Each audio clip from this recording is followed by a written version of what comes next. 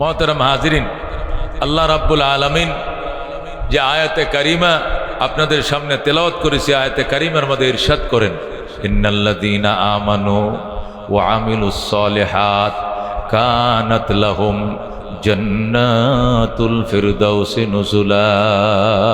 সুবহানাল্লাহ। নিশ্চয় যারা ঈমান এনেছে, নিশ্চয় যারা ঈমান এনেছে, ওয়া আমিলুস সালিহাত এবং সৎকর্ম করেছে। কি করেছে? নেক আমল করেছে, সৎকর্ম করেছে। দুটি কাজ যারা করলো, আল্লাহ বলেন কানাত লাহুম জান্নাতুল ফিরদাউস নুজুলা, তাদের জন্য জান্নাতুল ফিরদাউস হবে আপ্যায়নের জায়গা।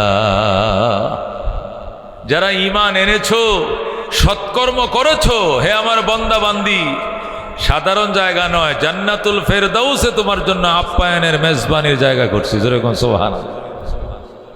জান্নাত আজাকে আজারে নবাশত কাসে রাবা কাসে কারে নবাশত, এমন জায়গা জান্নাত যেখানে কোনো কষ্ট নাই। দুনিয়ার রাজাও প্রজা ছাড়া চলতে পারে না, প্রজাও রাজা ছাড়া চলতে পারে না। একজন আরেকজনের দিকে মহতাজ মুখাপেক্ষী, কিন্তু জান্নাতে কেউ কাহারও মহতাজ নয়। সুবহানাল্লাহ। দুনিয়ার রাজা, রানী, প্রধানমন্ত্রী, প্রেসিডেন্ট এরা গরিব মানুষ ছাড়া চলতে পারতো না। কতক্ষণ ঠিক কিনা? রাজার কাপড়টি কি রাজা নিজে ধুইব না কাজের বুয়াতে ধোয়াইব? কাজের বুয়া গরিব না ধনী মানুষ? রাজার যে দেহ কি নিজেই পাহারা দেয় নাকি দারোয়ানে পাহারা দেয়? দারোয়ান গরিব মানুষ। কতক্ষণ ঠিক কিনা? রাজার গাড়ি তো নিজেই চালায় না, ড্রাইভারে চালায়। ড্রাইভার দিন মজুর, দিনে আনে, বেতন পায়, খায়, গরিব মানুষ। কতক্ষণ ঠিক কিনা? রাজার রান্না বান্না প্রজায় করে দিবে, রাজার ডিউটি প্রজায় করবে, রাজার পাহারাদারি প্রজায় করবে, রাজার লাকড়ি আইনা দিবে একজনে, গ্যাস আইনা দিবে একজনে, বাজার করে দিবে একজনে, কাপড় ধুয়ে দিবে একজনে, বাথরুম পরিষ্কার করবে একজনে, বাড়ি ঘর ঝাড়ু দিবে একজনে, পাহারা দিবে তিনজনে। কতক্ষণ ঠিক কিনা? এই দুনিয়াতে রাজাও প্রজা ছাড়া চলতে পারে না, আবার প্রজাও রাজা ছাড়া চলতে পারে না। ঠিক কিনা? দেশে যদি রাজা না থাকে তো অরাজকতা তৈরি হবে। ঠিক কিনা? চুরি ডাকাতি ছিনতাই হাইজাক, টাকা পয়সা নিয়ে মানুষ ঘরে ঘুমাইতে পারবে না, চোর ঢুকবে, চুরি করে নিয়ে যাবে। রাজা আছে, পুলিশ আছে, সিকিউরিটি আছে, আর্মি আছে, পাহারা আছে, নিরাপত্তা আছে। কতক্ষণ ঠিক কিনা? এই জন্য দুনিয়াতে রাজাও প্রজা ছাড়া চলতে পারে না, প্রজাও রাজা ছাড়া চলতে পারে না। কতক্ষণ ঠিক কিনা? কিন্তু জান্নাত এমন একটা জায়গা, একটা মেসের কাঠির জন্য কেউ কাহার দরবারে যাইতে হবে না। সুবহানাল্লাহ। এত সুখ, এত শান্তি আল্লাহ কোথায় দিবেন? জান্নাতে। কোথায় দিবেন? এই জান্নাত পাওয়ার জন্য দুইটা কাজ। কটা কাজ? এক নম্বরে ঈমান। জোরে কোন? এক নম্বরে কি? দুই নম্বরে আমল। বলেন, দুই নম্বর কি?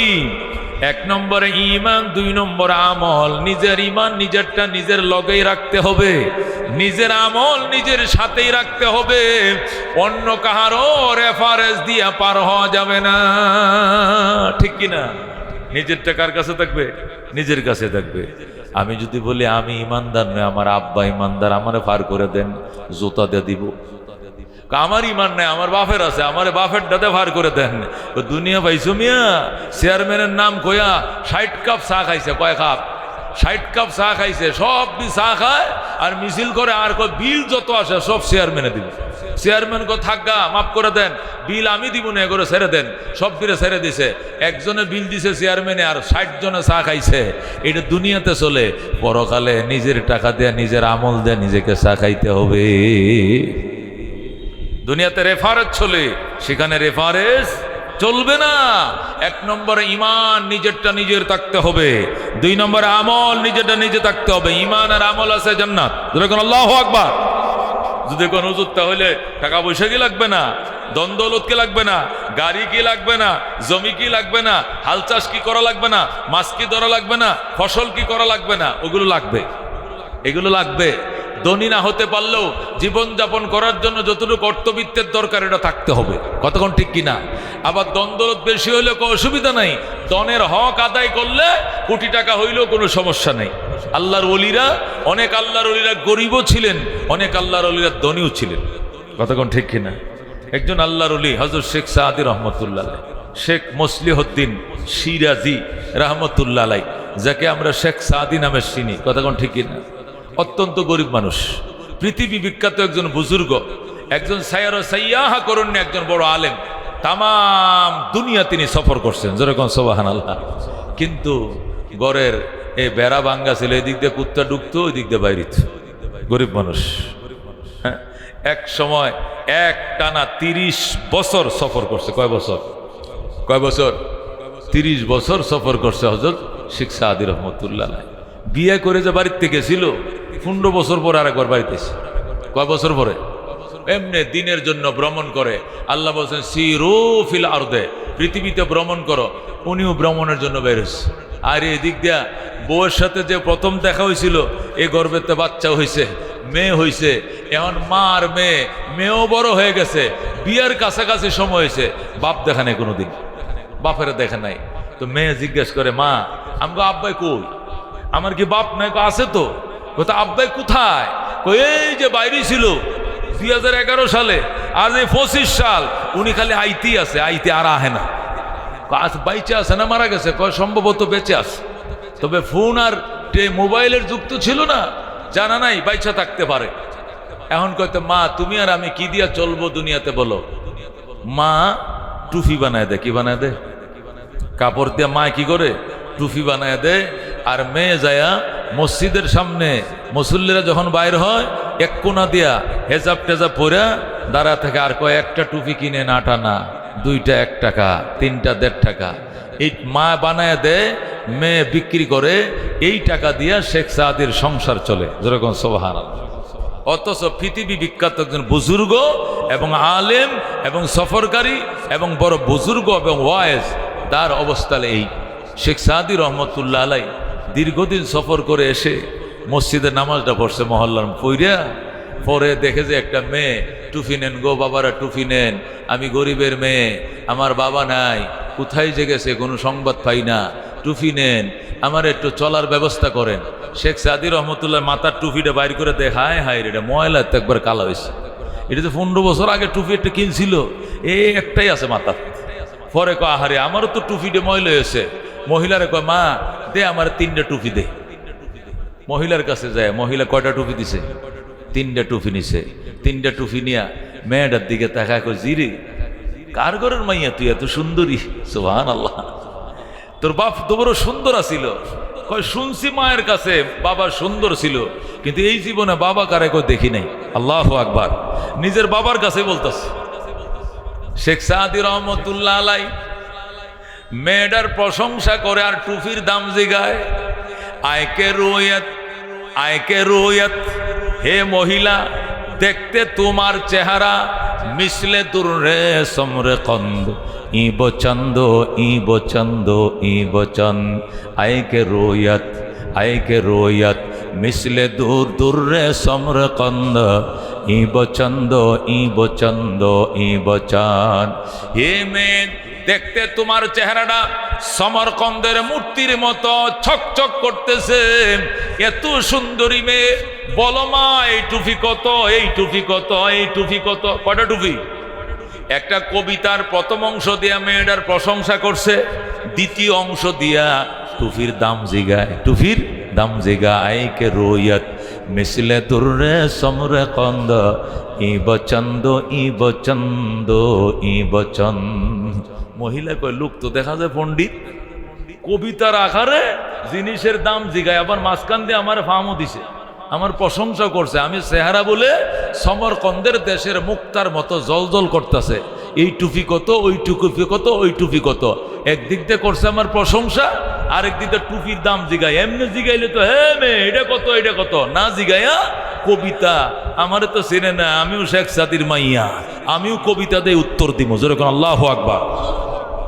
মনে মনে মহিলা এই প্ল্যান প্রোগ্রাম নিয়ে এখন জব দিছে। আইকে পীরে রুয়ে তোমা নেন্দে কো, ইব হাফতো ইব হাসতো ইবনো। যেরকম সুবহানাল্লাহ।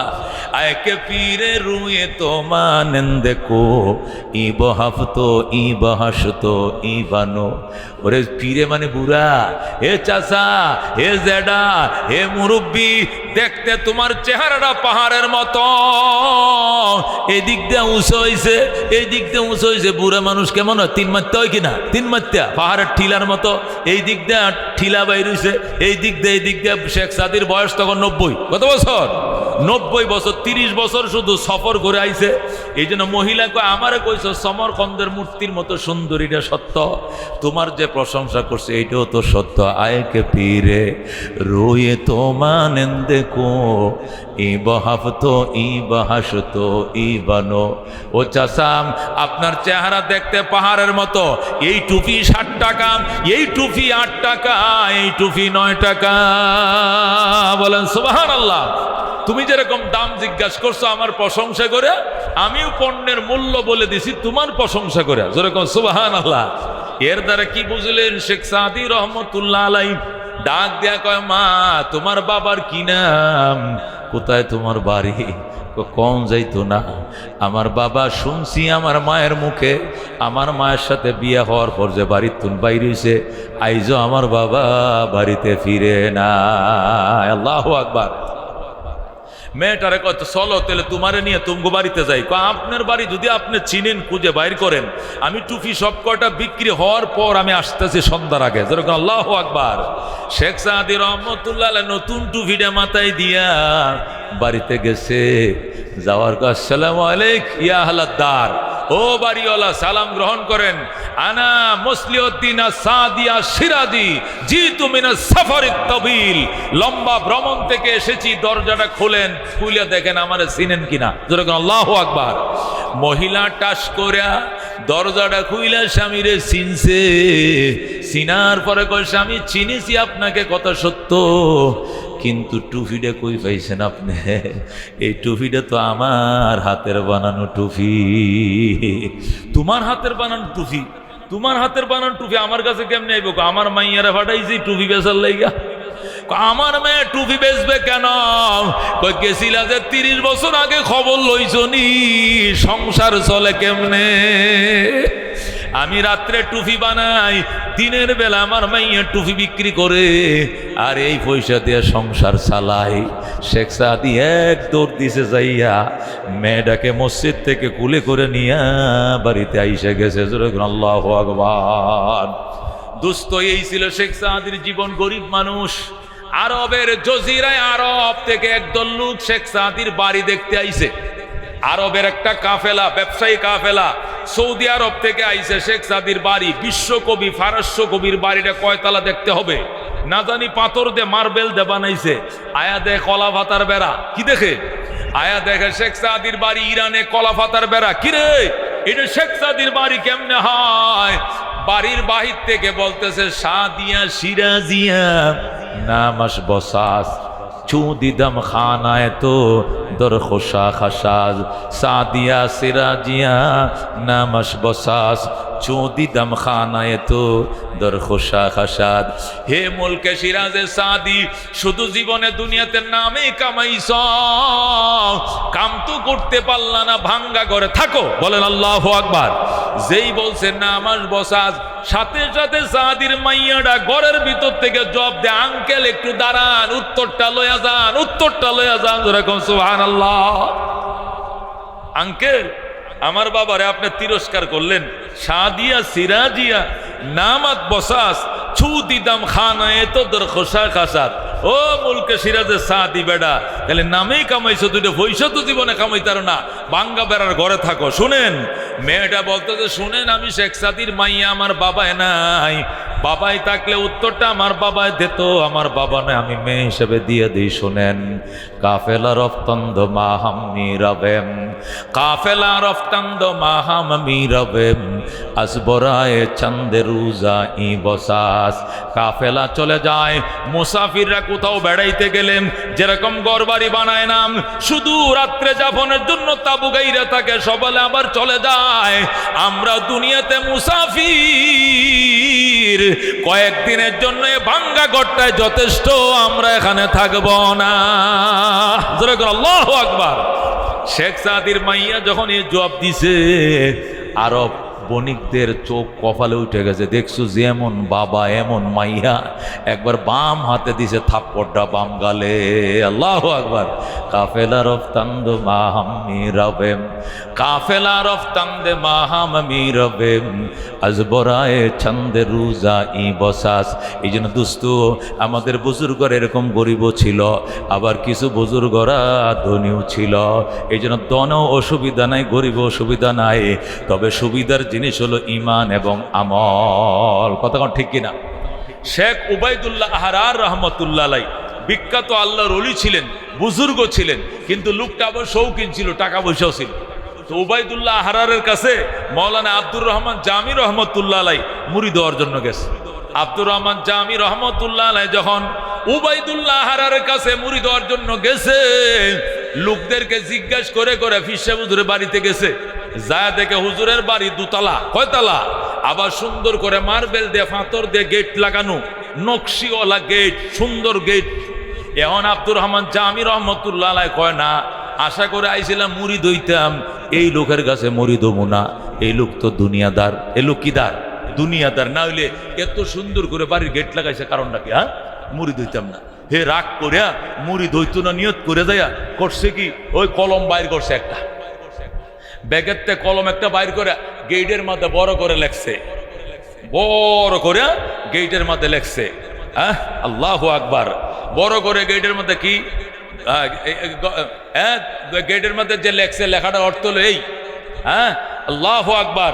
হ্যাঁ, আল্লাহ তাআলা ওই ব্যক্তিকে দেখতে পারে না যারা দুনিয়াকে বন্ধু বানায়। হ্যাঁ, খোদা ওয়ান্দ নাদিদ আরা কে দুনিয়া দুস্তে দারাত। আল্লাহ তাআলা ওই মানুষকে দেখতে পারে না যে দুনিয়াকে বন্ধু বানায়।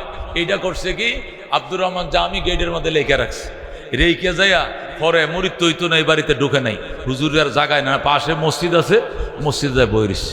বৈশা থাকতে থাকতে অনেক দূর থেকে সফর করে আইছে না, ক্লান্ত হয়ে গেছে, ঘুমাইসে গেছে, মসজিদে ঘুমায় বসছে। ঘুমের মধ্যে স্বপ্ন দেখে হাসরের ময়দান কায়েম হয়ে গেছে। সুবহানাল্লাহ। হাসরের ময়দান কায়েম হয়েছে, বিচারও শুরু হয়ে গেছে। বিচার শুরু হয়েছে, ডাকতেছে, আব্দুর রহমান জামি আসো, তোমার আমল নামা নিয়ে আসো, বিচার হবে। আব্দুর রহমান জামি আমল নামা নিয়ে গেছে বিচারের জন্য। আমল নামা ওজন দিছে, 100-র মধ্যে 99টা পাইছে। কয়টা পাইছে? একটা আমল শর্ট পড়ে গেছে। তা আল্লাহ কইতেছে, হ্যাঁ হ্যাঁ, আল্লাহ তাআলা বলতেছে, আব্দুর রহমান জামি আমল তো সবই ঠিক আছে, 99টা ঠিক আছে, একটা শুধু শর্ট পড়ছে। তোমাকে সুযোগ দেওয়া হলো, এ গোটা হাসরের ময়দান যেখান থেকে পারো একটা আমল নিয়ে আও। একটা আমল যদি দাঁড় করে কজ্জ করে করতে আনতে পারো, তাহলে মনে হয় তুমি ফার হয়ে যাইবা, এছাড়া তুমি কিন্তু আটকে গেছো। আব্দুর রহমান জামি বলেন, আমি ঘুমের মধ্যে স্বপ্ন দেখতাছি, এরপরে বাইর হয়েছি একটা আমল আনার জন্য। যখন গেলাম গোটা হাটর ময়দান ঘুরলাম, জিয়ের কাছে গেলাম, একটা আমল দিয়ে দেয় না। বাবার কাছে গেলাম, একটা আমল দিয়ে দেয় না। মেয়ের কাছে গেলাম, একটা আমল দিয়ে দেয় না। বায়ের কাছে গেলাম, বাবার কাছে গেলাম, বিবির কাছে গেলাম, শ্বশুরের কাছে গেলাম, বিয়ের কাছে গেলাম, পুত্রের কাছে গেলাম, কত মানুষের কাছে গেলাম, একটা আমল আমার কেউ দেয় না, কেউ আমার একটা আমল দেয় না। অবশেষ আমি নৈরাশ হয়ে যখন ফিরে আসতেছি, নৈরাশ হয়ে যখন আমি আবার আল্লাহর কাছে আইতেছি, আল্লাহ কেউ দিল না, কেউ দিল না। যখন নৈরাশ হয়ে রওনা করছি, তখন পিছন দিয়ে ছায়া দেখি উবাইদুল্লাহ আহরার আমারে ডাকছে, সে খারা। আল্লাহু আকবার। ওই যে যার বাড়িতে গেছিলাম মুরিদ হইতাম, যায় শাহী গেট দিকে কইছে, এবার মুরিদ হবো না। ওমা, হেই বেটা আমার ডাকা, কয় কারা? আব্দুর রহমান জামি। মনটা খারাপ কিনলে গিয়া, হুজুর মনটা খারাপ, হিসাব নিকাশ তো দিয়া দিছি, একটা আমল শর্ট পড়ছে। আল্লাহ পারমিশন দিছে গোটা ময়দানে ঘোরার জন্য, একটা আমলের জন্য। এত দৌড়ানে দৌড়াইলাম, কেউ আমার একটা আমল দিল না। এই জন্য নৈরাশ হয়ে মন খারাপ করে আমি যাই।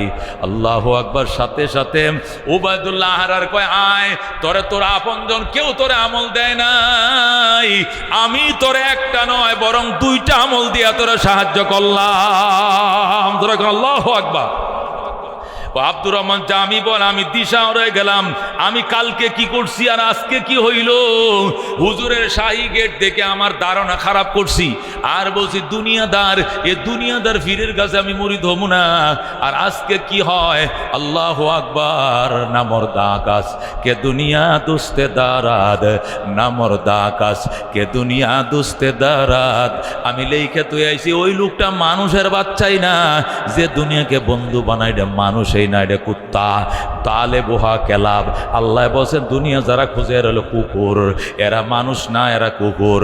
কালকে লেইকে তুই এসি কুকুর এই বাড়িওয়ালাকে, আর আজকে এই বাড়িওয়ালা ডাইকে আমার দুইটা আমল দিছে, লাগে একটা দিছে দুইটা। আবার বলতেছে, কি বলতেছে ওই উবাইদুল্লাহ আর বাড়িওয়ালা বলতেছে, আগার দারাদ বরায়ে দুস্তে দারাদ, আগার দারাদ বরায়ে দুস্তে দারাদ। দুনিয়া যদি রাখি অন্য কাহার জন্য রাখি না, আমি আমার রিলেটিভ বন্ধুদের জন্য রাখি। কার কত আমল লাগে লয়া যাও, বাধা দিব না। যেরকম আল্লাহু আকবার। তখন ঘুম ভেঙে গেছে, এইটুকু দেখার পরে তার কি ভাঙছে, ওই যে মসজিদে শুয়ে গেছে ঘুম ভেঙে গেছে, এবার ঘুম থেকে উঠছে, উঠে সর্বনাশটা করছিলাম, কান ধরছি। আসলে মানুষ না দেখে না বুঝা উদয় ধারণা করা ঠিক না। একটা গেট দেখে মনে করছি দুনিয়াদার, অথচ স্বপ্নের মধ্যে আমি ঠেকায় পড়ছিলাম আসরের ময়দানে। একটা আমল দিয়ে তো এই লোকটাই সাহায্য করছে, বাপফুতেও করে নাই, দুনিয়ার কেউ করে নাই। এখনো সময় আছে, যাই। এরপরে যায় হুজুরের কাছে, আয়াগা হুজুর আসসালামু আলাইকুম। ও আল্লাহর ওলি, সালাম গ্রহণ করেন। আমি আব্দুর রহমান জামি আসছিলাম আপনার কাছে একটু মুরিদ হওয়ার জন্য।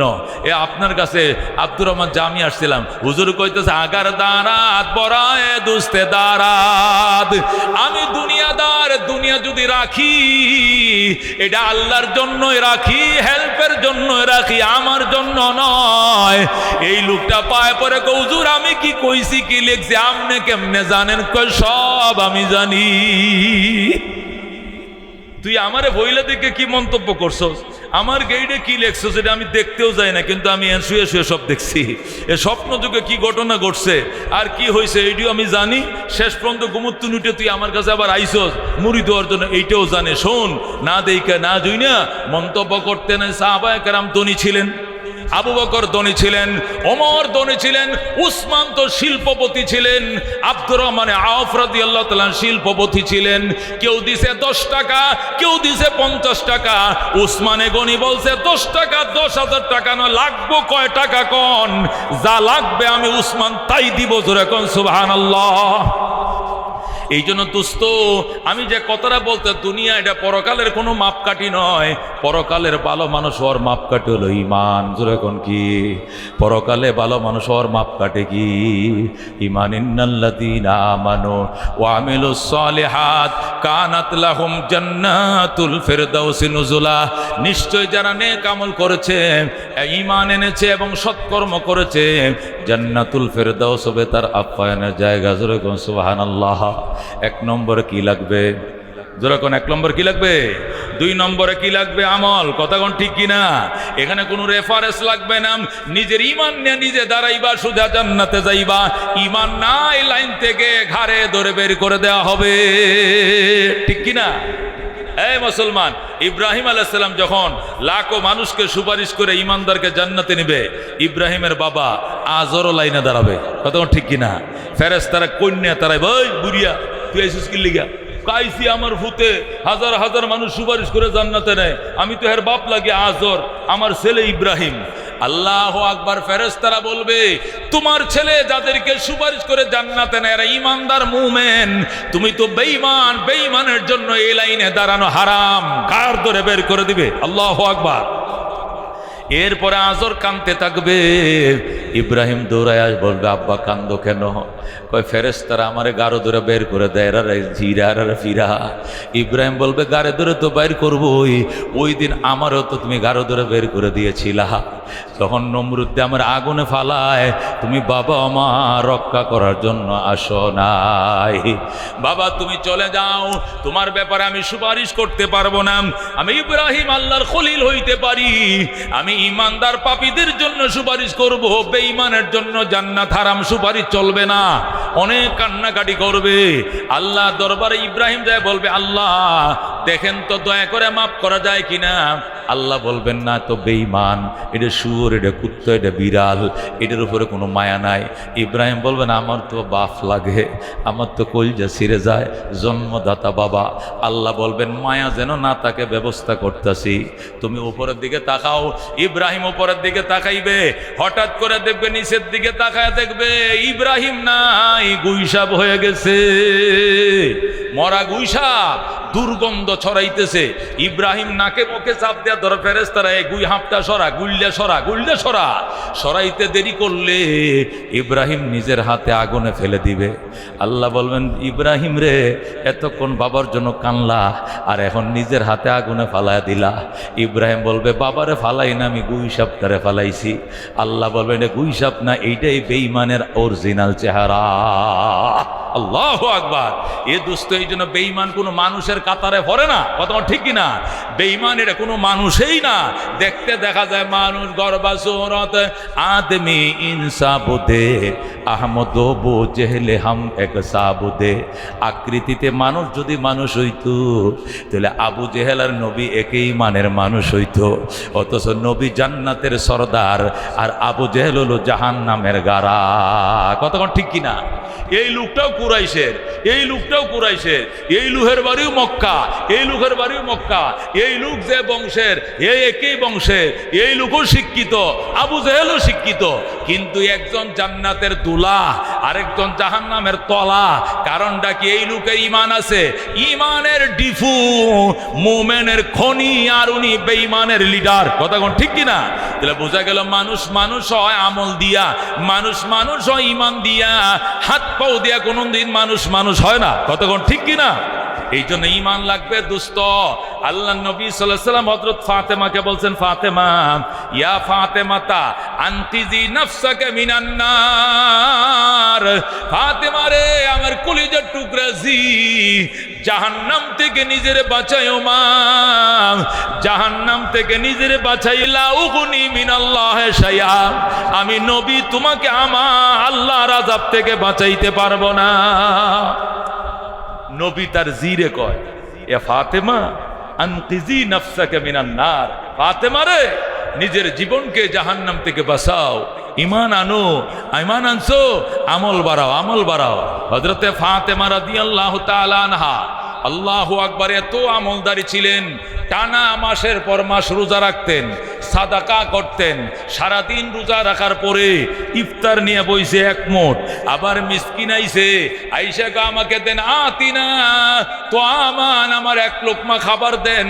সারাদিনের রোজদারে মানুষ এক মুঠ ইফতার নিয়ে বইছে, মিসকিন আইসে চাইছে, সাথে সাথে দিয়ে দিছে। যখন আল্লাহু আকবার। পরের দিন আবার রোজা রাখছে, শুধু পানি খাইয়া সেহরি করছে, আবার এক মুঠ মুড়ি নিয়া, দুইটা খেজুর নিয়ে বইছে ইফতার করার জন্য। আবার পরের দিন মিসকিন এসে কয় আমারে একটু খাবার দেন। 3 দিনের উপবাস। ফাতেমা ওই দিন ওই ইফতারিটি দিয়ে দিছে, ইফতার করে নাই, শুধু পানি দিয়ে ইফতার করছে। আল্লাহু আকবার। এইভাবে 3 দিন গেছে। কয়দিন? এইভাবে 3 দিন গেছে। খোদার যন্ত্রণা সইতে না পেরে ফাতেমা ছটফট ছটফট করে আল্লাহর হাবিবের দরবারে যায় বললেন, বাবা গো, আমি শুনছি তোমার কাছে হাদিয়ার ছাগল বকরি আইছে, আমরা তো সদকা খাইতে পারি না, হাদিয়া তো খাইতে পারি বাবা। আমি শুনছি আলী বলছে তোমার দরবারে 6টা হাদিয়ার ছাগল আইছে, একটা ছাগল আমারে দিয়া দাও, আমি তোমার মা, আমি তোমার জি, তোমার 6টা সন্তানের 5টাই মারা গেছে রে বাবা। আমি ফাতেমা একা বাইচে আছি, আমার বোন জৈনব নাই, আমার বোন রুকিয়া নাই, উম্মে কুলসুম নাই, ভাই আমার আব্দুল্লাহ নাই, কাসিম নাই, আমি ফাতেমা একা আছি রে বাবা, আমার একটা ছাগল দিয়া দাও। আল্লাহু আকবার। আল্লাহ নবী ডাক দেয়া কয়, মা এগুলো হাদিয়ার ছাগল, তুমি খাইতে পারবা, কিন্তু আমার প্রশ্ন হলো এই ছাগলটা দিলে তুমি কয়দিন পারবা? তুমি আলী হাসান হুসাইন 4 জন তোমরা ফ্যামিলির সদস্য, একটা ছাগল, ছোট্ট একটা ছাগল 6-7 কেজি গোস্ত হবে, এটা কয়দিন খাইতে পারবা? 3 দিনে নেই কাটাইলা, এরপরে তো আবার খাবার লাগবে, আরেকটা চাইবা, পরে আরো 3 দিন যাবে, আরেকটা চাইবা, আরো 3 দিন যাবে। যদি 6টা ছাগল সবই তোমারে দিয়ে দেই তাহলে 318 দিন যাবে, বছর তো যাবে না রে মা। এরপরে কি খাইবা? ফাতেমা কয় তাহলে আমি কি করলে ভালো হয় বলো বাবা। আল্লাহর হাবিব ডাক দিয়ে কয় মা তোমাকে একটা দোয়া শিখায় দেই, ওই দোয়াটা পড়বা, আল্লাহ তোমারে সচ্ছল বানায় দিবে, দুঃখ দুর্দশা দূর করে দিবে। যে আল্লাহ তুমি গরিবদের ছাগলের উপরে নজর দিও না, হাতিয়ার ছাগল তোমার লাগবে না, এই দিক থেকে মন উঠায় নাও, দোয়াটা শিখো। ফাতেমাকে আব্বা বলেন দোয়াটা কি আমি শিখবো? আল্লাহ নবী ডাক দেয়া কয় ইয়া আউয়ালাল আউয়ালিন ওয়া ইয়া আখিরাল আখিরিন ওয়া ইয়া যাল কুওয়াতিল মাতিন ওয়া ইয়া রাহিমাল মাসাকিন ওয়া ইয়া আরহামার রাহিমিন। বলেন আল্লাহু আকবার। আমার জি ফাতেমা তুমি এই দোয়াটা শিখো রে মা, ইয়া আউয়ালাল আউয়ালিন ওয়া ইয়া আখিরাল আখিরিন ওয়া ইয়া যাল কুওয়াতিল মাতিন ওয়া ইয়া রাহিমাল মাসাকিন ওয়া ইয়া আরহামার রাহিমিন। এই পাঁচটা শব্দওয়ালা দোয়াটা শিখ রে মা, সকাল বিকাল পড়বি, সকাল বিকাল পড়বি। আল্লাহর কাছে আশা করি আমার জিরে আল্লাহ সচ্ছল বানায়া দিবে। জোরে কোন সুবহানাল্লাহ। ফাতেমা বলতে পারতেন বাবা আমি মানি না, আমার দিতেই হবে। দুনিয়ার প্রধানমন্ত্রীর মেয়ে হইলে কেমনে কইতো, প্রেসিডেন্টের মাই হইলে কেমনে বলতো, অর্ধেক জাহানের রহমতুল্লিল আলামিনের জি কলিজার টুকরা, জি আদরের দুলালি, খাতুনে জান্নাত, জান্নাতের সর্দার। ধরো আল্লাহু আকবার। এরপরে একটা কথাও বলে নাই ফাতেমা। ডাক দেখো ঠিক আছে বাবা, আপনি যে দোয়া শিখাইছেন আমি ওইটাই শিখবো, আমি আর কোনোদিন আপনার কাছে কিছু চাইব না।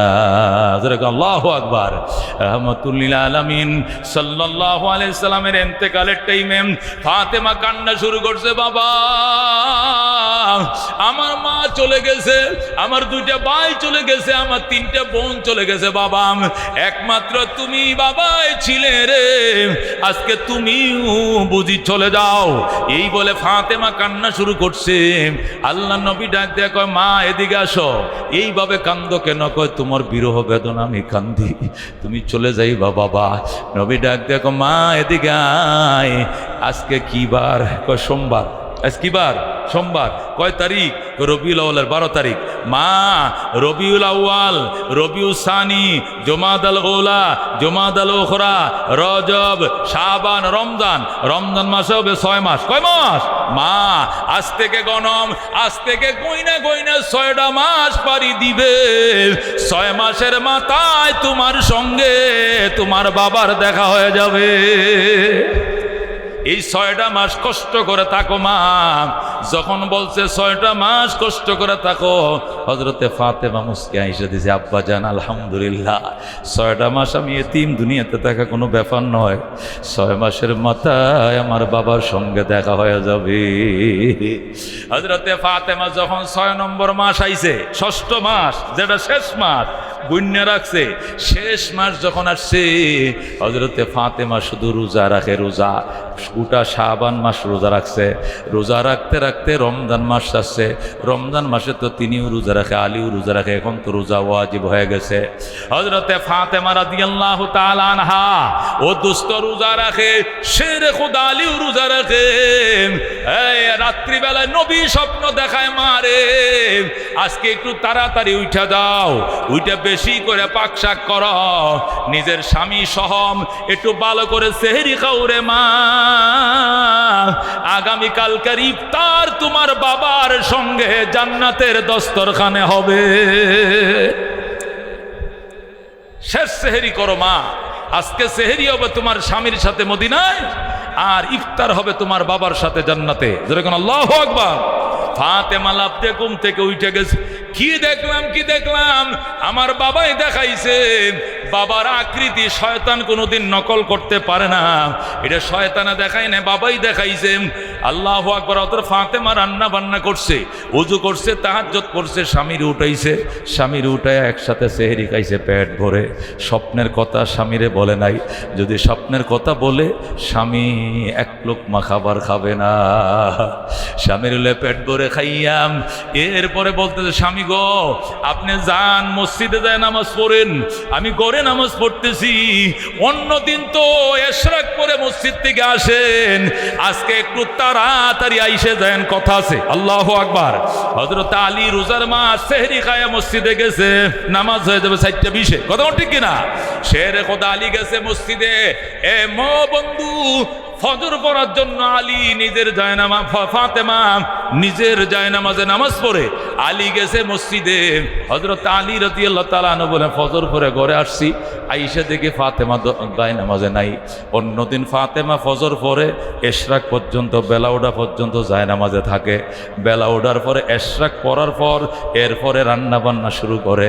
আজকে ফাতেমা আউয়াল টাইমে ফজর পড়ার পরে এক বালতি কাপড় ভিজাইছে।